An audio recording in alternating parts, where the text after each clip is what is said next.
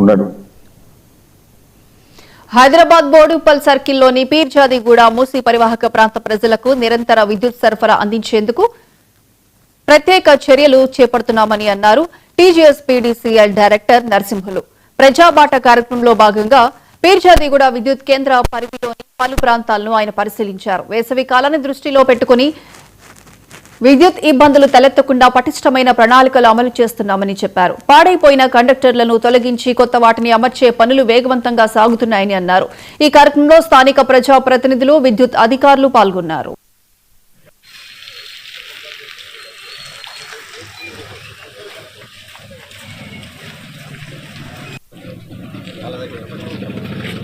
ఇదైతే లో voltage problem.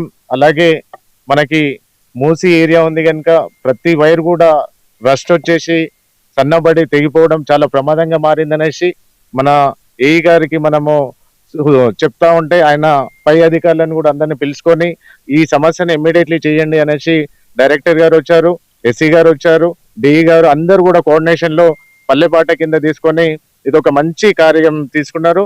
మాకి పీర్జాదిగూడలో లో వోల్టేజ్ ప్రాబ్లం లేకుండా చేస్తున్నారు, చాలా సంతోషం. ఇంకా రానున్న రోజుల్లో కూడా కేబుల్ వ్యవస్థను తీసుకొని వచ్చి అభివృద్ధికి మేము ముందుంటాం. అలాగే మన రేవంత్ రెడ్డి గారి సర్కార్లో నిన్ననే కోఆర్డినేషన్ మీటింగ్ జరిగిందంట.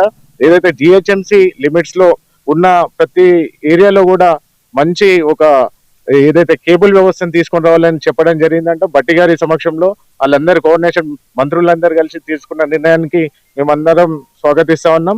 అలాగే మా నాయకులందరూ కూడా ప్రతి ఒక్కరికి ధన్యవాదాలు. నాతో పాటు మా సీనియర్ ఆఫీసర్స్, మా సిబ్బంది అంతా కూడా పీర్జాదిగూడ సెక్షన్ లో విజిట్ చేయడం జరిగింది. ఇక్కడ చాలా దగ్గరలో లో హైట్ పోల్స్ ఉన్నాయి. కొద్దిగా ఇది పక్కన మూసీ రివర్ వల్ల కండక్టర్ అంతా కూడా డ్యామేజ్ అయింది. దానికి ఏబీ కేబుల్తో రిప్లేస్ చేయాలని మేము ఈరోజు కేబుల్ కూడా అలాట్మెంట్ ఇవ్వడం జరిగింది.